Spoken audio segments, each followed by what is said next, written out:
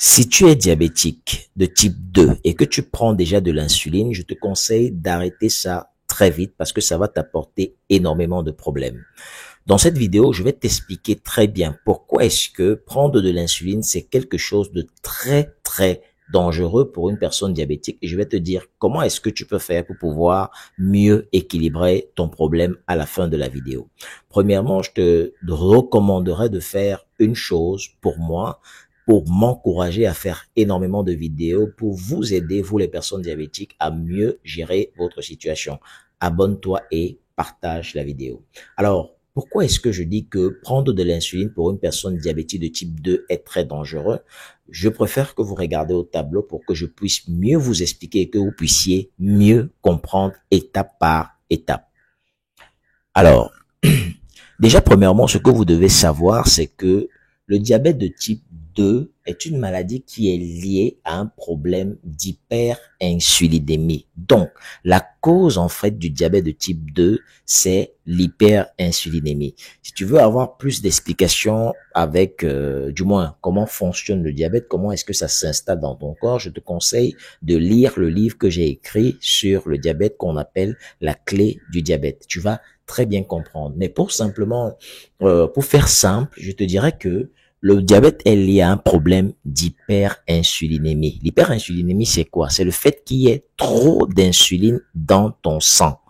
D'accord? Il y a trop d'insuline dans ton sang. Et quand tu es en hyperinsulinémie, l'hyperinsulinémie va causer ce qu'on appelle la résistance à l'insuline. C'est quoi en fait la résistance à l'insuline? C'est le fait que l'insuline n'arrive plus à gérer ou bien à avoir l'effet qu'il devrait avoir. À quoi sert l'insuline? Premièrement, l'insuline sert à faire baisser le sucre dans le sang et à demander à vos cellules d'utiliser ce sucre ou bien de stocker ce sucre. Quand on devient déjà résistant à l'insuline, notre corps n'arrive plus à répondre normalement à l'effet de l'insuline. Ça veut dire que le corps n'arrive plus à bien utiliser le sucre, il n'arrive plus à bien stocker le sucre. Et qu'est-ce qui se passe? Quelle est la conséquence? La conséquence, c'est que le sucre devient en excès dans le sang et on vous diagnostique donc diabétique de type 2. Donc, l'hyperglycémie donc qui va dériver de cette résistance à l'insuline n'est que le symptôme d'un problème d'hyperinsulinémie à la base. Alors, quand vous êtes déjà diabétique de type 2, qu'est-ce qu'on vous prescrit? Premièrement, le diabétologue ou bien le médecin va vous prescrire des glucophages. N'est-ce pas? Ensuite, les glucophages, c'est en fait des médicaments oraux qui vont vous permettre de baisser la glycémie. Mais seulement, la glycémie, comme je vous l'ai dit, n'est qu'un symptôme qui résulte d'un problème d'hyperinsulinémie parce que l'hyperinsulinémie cause la résistance à l'insuline.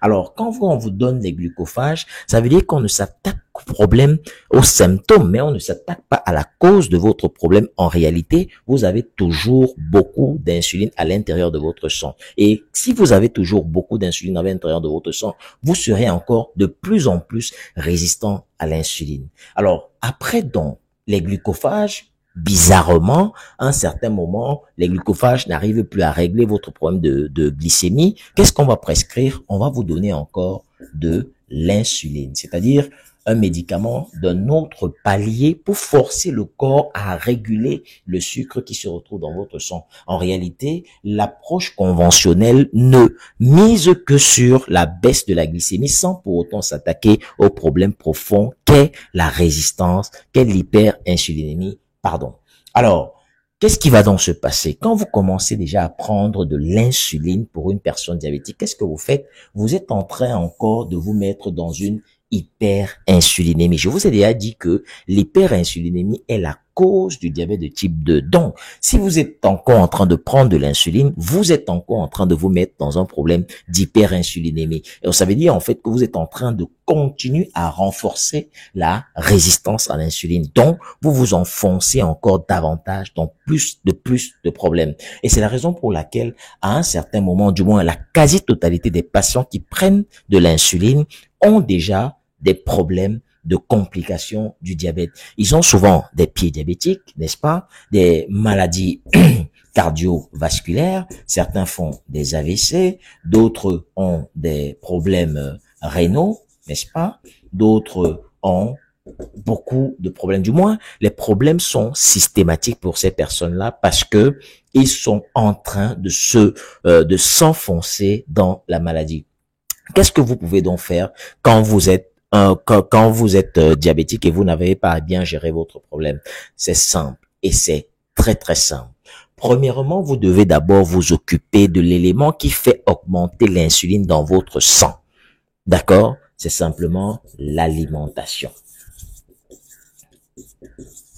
L'alimentation est la base du traitement du diabète de type 2. C'est la raison pour laquelle j'ai écrit le livre sur l'alimentation du diabète. En réalité, j'ai écrit 2 livres. Le premier livre, c'est la clé du diabète. Le deuxième livre, c'est l'alimentation du diabète. Vous devez savoir ce que vous devez manger.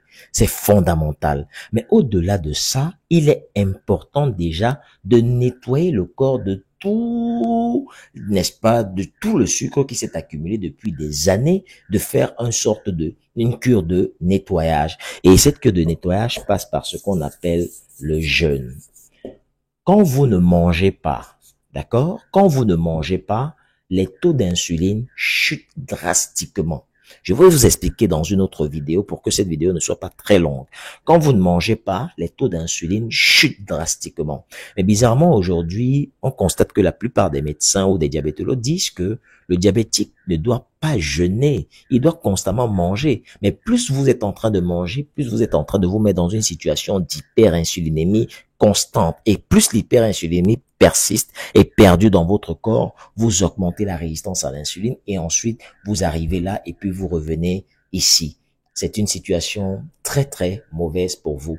Donc le conseil que je vais vous donner, si vous êtes une personne diabétique et que vous êtes sous insuline, la première des choses que vous devez faire intelligemment, c'est de commencer par mieux être responsable sur votre alimentation, introduire aussi des séances de jeûne, peut-être sous l'accompagnement de votre médecin ou bien sous l'accompagnement d'un naturopathe qui se connaît dans le domaine, faire des séances de jeûne et vous allez voir que vous allez réduire considérablement la dose d'insuline que vous prenez.